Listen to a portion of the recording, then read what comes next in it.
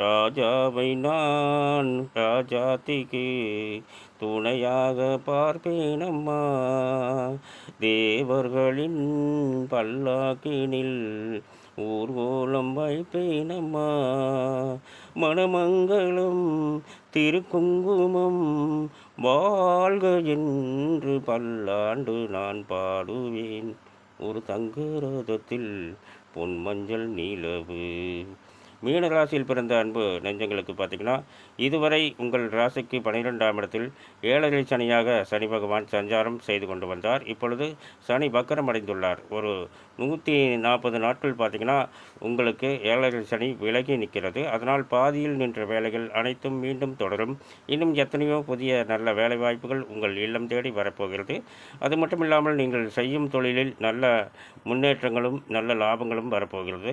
நன்றி, வணக்கம், வாழ்த்துக்கள்.